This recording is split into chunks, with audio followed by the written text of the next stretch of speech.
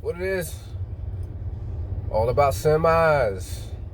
We still on episode 1, giving y'all part 2 of owner-op style and company. So I had left off, one of the things I was left off that I remember saying is that, so I had ran into a driver, and like I said, he was working for one of the mega companies, and he was saying that, they were treating him good, but he wasn't happy. He was running 3,000 miles and maybe getting, $800. And this guy said he stays out 4 weeks at a time for them. And I was just like, wow, but that's not unheard of. I mean, that's how this industry is. That's how these big mega carriers do a lot of new drivers. And, that is the way it is. Now, on the flip side, owner-op, when you own your own truck, and we ain't gonna get into the motor carrier and having your own authority. That's all for another episode. But when you're owner-op, a true owner-op, you don't deal with that. You ain't dealing with that. And this guy's still, making cents per mile. I'm not doing a cents per mile thing. There are some owner-ops that do cents per mile because that works for them. It doesn't work for me. I like to have a percentage. I get paid a percentage out of my load, and that's that. Yeah, I don't need all the negative comments. That's another thing I meant to say in the disclaimer of my videos. These are informative videos to help people, not bash people, myself included, and others. So all your negative comments, please do not leave them, because I'll just remove them and you've been wasted that precious breath for anything.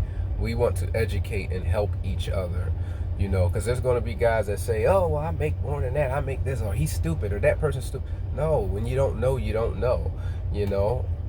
I try and clear about 18 to 15 a week. That's good for me. I don't need to make $2,000. I don't need to make $3,000. There's owner-ops that are making that kind of money, and you can on the owner-op side. If that's what you make, happy for you. I don't need to make that. I'm good with my 15 to 2,000 every week, which I make that consistently. With that being said, you don't have those kind of issues when you're owner-op. Now, keep in mind, just because you can run when you want, how you want, you're not going to make money if you're sitting at home on a couch or bumping toes with the old lady, more than you're out on the road. Remember, you got a truck payment, and you got God, this sun is really out here, man. You guys see I have to switch and put my glasses on. But yeah, you got to run the truck to make the money. You still got those payments, and payments do not stop. Leasing, we'll touch a little bit on leasing. There's guys that'll say, man, run away from a lease. You see a lease, haul ass. Leasing, they'll do nothing but give you balloon payments at the end, blow you up. If you ever get the truck, you never own a truck. You're going to find it all over YouTube. I saw it. I found it. As a new driver, I was just like, wow, man, there's not any options here. Now, there's good leasing. There's bad leasing. There's so many different ways you can go at this.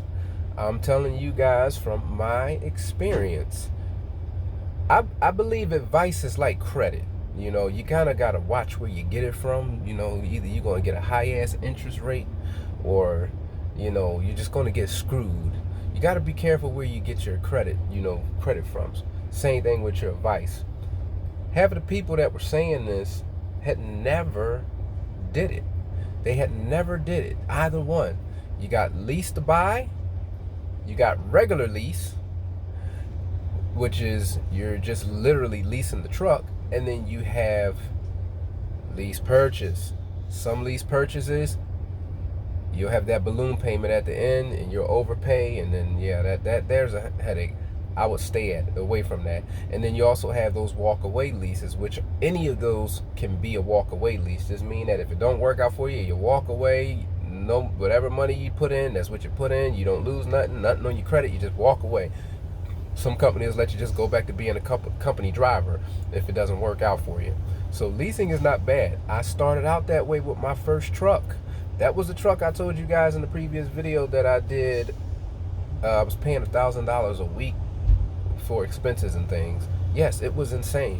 I knew it was insane, but I had a goal, and the goal was only to get the experience and do it for a few months. And guess what? I walked into it with no money out of pocket, and I still made a little bit of money. Didn't make a lot, didn't make as much as I'm making now, but I made enough money to get me by, to get that experience of being an owner op and doing a little self-dispatching. So that was invaluable to me, but I knew I wasn't going to be doing it for a long period of time, so that's why I went that route. So yes, some of this stuff I'm going to touch again in other videos, but I just kind of want to throw a little bit of it all out there in these first couple videos of this first episode.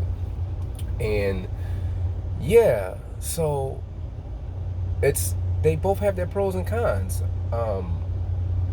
Being a company driver is not the worst thing in the world. If you want to be a company driver, go for it. Just make it work, you know. And if you want to be an owner op, go for it. Make it work. You can make it work. I think I heard King D-Rod say on his channel, if you're with a company and you're not making money, before you jump out and start blaming the company, ask yourself, why am I not making this money? If you know, you got to figure out the why sometimes, because sometimes it's not the carrier. Sometimes it's something that you're doing. And believe me, when you jump on the owner op side, if yes, with the route that you choose to go, you will make some mistakes that will sting. You know, I've made plenty of those, but I learned, you know, I gave myself a cushion so I could learn. With that being said, it is money out here. You just gotta be smart about it, you know.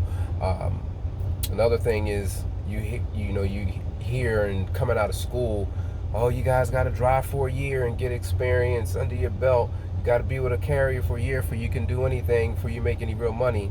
Bogus. I'm here to tell you, straight up bogus. And that almost held me back, because I was like, dang, man, I was stuck at a mega carrier that I wasn't happy with, and I was like, damn, do I gotta stay here? I can't really leave. And then it was like, you know, trying to do the owner op thing, and it was like, who's gonna give me a truck? And I was just like, really, yeah, it was depressing, man. Until one day I just said, you know what, I'm gonna try. The hell with it, I'm gonna try. And I went to another company, and they took me right away. No questions asked. And I'm going to tell you, some of these companies won't even check, to be honest. My first two trucks, personal trucks. My first truck, walked in, had no problem. They checked my record, made sure my record was good. Hey, yeah, put me in a brand new 2019 Volvo. The truck I'm in right now, hey, check my record. Oh, you're good to go. They looking for accidents and all that kind of crazy stuff. Oh, you ain't got none of those? Pick your truck out. And that's what I did. And here I am, you know.